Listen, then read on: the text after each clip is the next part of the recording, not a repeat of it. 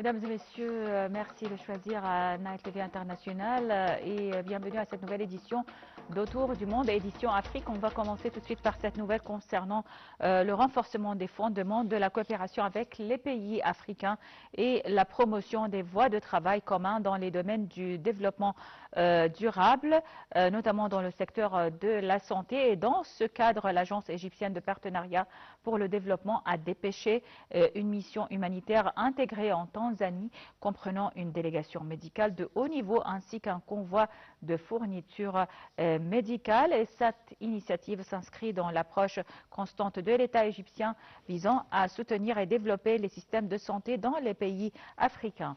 On passe à notre deuxième sujet et ce reportage sur le ministre de la Santé et de la Protection sociale, Amin Tehraoui, bien sûr du Maroc, qui a donné lundi à Casablanca le coup d'envoi de la première édition de GITEX Future Health Africa Morocco sous le thème de la digitalisation de l'avenir des soins de santé en Afrique, l'intelligence artificielle au service des soins essentiels.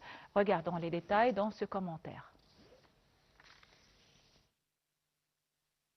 Placée sous le haut patronage du roi Mohammed VI, l'édition de GITEX est organisée sous l'égide du ministère de la Santé et de la Protection sociale en partenariat stratégique avec la Fondation Mohammed VI des sciences et de la santé et portée par Kaoun International, organisateur des événements GITEX à l'échelle mondiale. Dans une allocution à l'ouverture du salon, M. Tehraoui a souligné que plus que jamais, la santé reste une politique profondément publique, notant que c'est aussi un marché global, massif et stratégique. En Afrique, tout s'accélère en même temps, les infrastructures, le digital, l'industrie et les financements, a-t-il poursuivi, faisant observer que la technologie va plus vite que nous.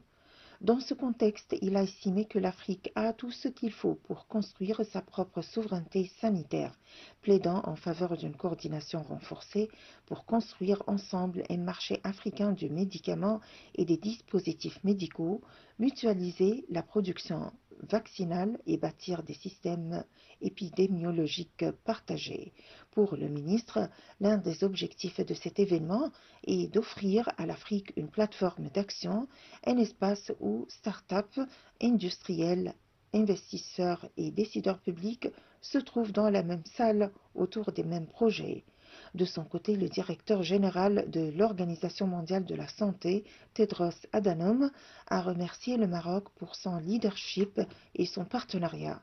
Cette conférence rassemble des décideurs politiques, des cliniciens, des innovateurs, des investisseurs et des partenaires afin de se concentrer précisément sur des questions de la transformation des hôpitaux et des infrastructures numériques au financement des systèmes de santé et à la protection des données de santé. Pendant 3 jours, du 4 au 6 mai, le salon rassemble des acteurs publics et privés de la santé venus de près de 30 pays ainsi que 200 marques exposants. Et on passe à notre deuxième reportage. Cette fois-ci, c'est sur l'Afrique qui ne se contente plus de subir les flux informationnels mondiaux. Contrairement aux apparences, le continent structure sa propre souveraineté à travers une ingénierie décisionnelle de pointe lors des journées africaines de l'intelligence économique. Les détails dans ce compte-rendu. À l'heure où les marchés émergents locaux attirent des capitaux substantiels, la maîtrise du risque et l'anticipation des ruptures sont les piliers indispensables de toute stratégie de placement réussie. C'est dans cette dynamique de conquête et de sécurisation que le Centre africain de veille et d'intelligence économique CAVI, architecte de la pensée stratégique endogène, prépare la 9e édition de la Journée africaine de l'intelligence économique qui se tient le 29 mai 2026 à l'École nationale d'administration et de magistrature de Yaoundé.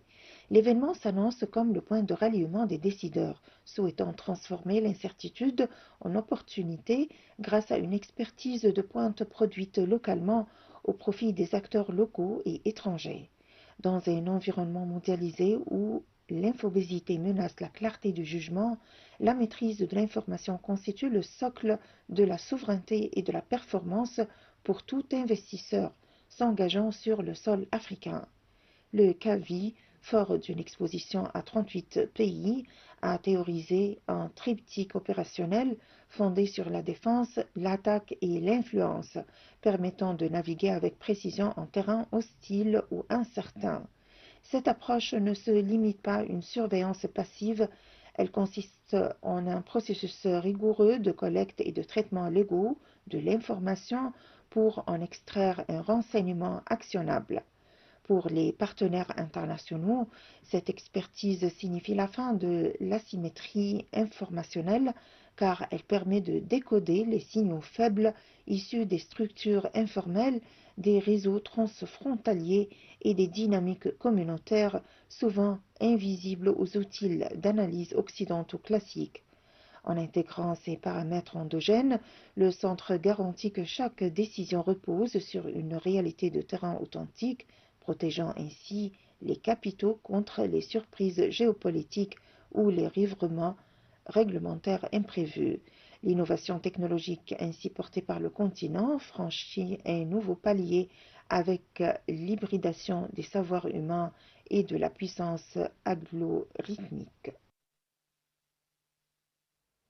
Et pour parler donc davantage sur ce sujet, on a en ligne Madame Marwa Refat, chercheuse en droit international. Bonjour Madame. Bonne journée à vous, Madame.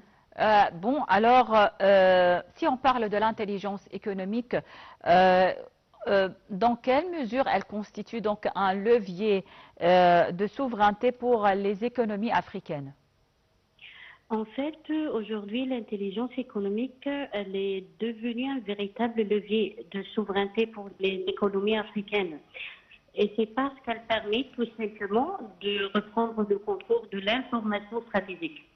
Alors, pendant longtemps, les décisions concernant l'Afrique, elles étaient souvent prises à partir d'analyses produites, mais à l'extérieur du continent, avec parfois une compréhension limitée des réalités locales. Et ce qui change aujourd'hui, c'est que des structures comme le Centre africain de veille et d'intelligence économique, elles développent une expertise ancrée dans les réalités africaines. Et concrètement, l'intelligence économique, elle permet de mieux anticiper les risques, de mieux comprendre les dynamiques informelles et surtout de prendre des décisions basées sur des données fiables et contextualisées. Et ça, c'est essentiel pour sécuriser les investissements et orienter les politiques publiques. Donc, on peut dire que la souveraineté aujourd'hui, elle ne se limite plus aux frontières ou aux ressources naturelles, mais elle passe aussi par la capacité à produire, analyser et utiliser sa propre information stratégique. Et c'est précisément ce que l'Afrique est en train de construire, en fait. Oui, donc comment les solutions digitales développées donc localement sont-elles donc comment elles se différencient donc des outils ou des solutions occidentaux classiques? En fait, il y a une différence, bien sûr, et la chose essentielle est que les digitales développées localement en Afrique sont conçus à partir des réalités africaines et non importés avec des modèles standardisés. Alors, c'est parce que les outils occidentaux classiques, elles sont souvent très performants, mais ils reposent sur des cadres d'analyse globaux qui ne prennent pas toujours en compte les spécificités locales, comme l'importance de l'informel, par exemple, les dynamiques communautaires ou encore certaines particularités des marchés africains. Mais à l'inverse, on a les solutions développées localement, notamment par des structures, comme bien sûr le Centre africain de veille et d'intelligence économique. Ces structures, elles intègrent ces réalités dès le départ. Elles sont donc plus contextualisées, plus fines dans leur lecture du terrain et souvent plus pertinentes pour anticiper les évolutions locales. Et quand même, il y a aussi une autre différence importante, c'est que ces outils locaux, elles ne se contentent pas de collecter les données, mais il cherche à transformer l'information en décision concrète et à une décision adaptée aux besoins des acteurs africains, qu'ils soient publics ou privés. Alors, enfin, on peut dire que cette approche, elle renforce une forme de souveraineté numérique parce que l'Afrique n'est plus simplement consommatrice de technologies, mais elle devient aussi productrice de ses propres solutions. Oui, alors Madame Marwa Rifat, chercheuse en droit international, merci beaucoup pour votre intervention et passez une excellente journée. Et on va passer donc à notre dernier reportage de cette édition. C'est sur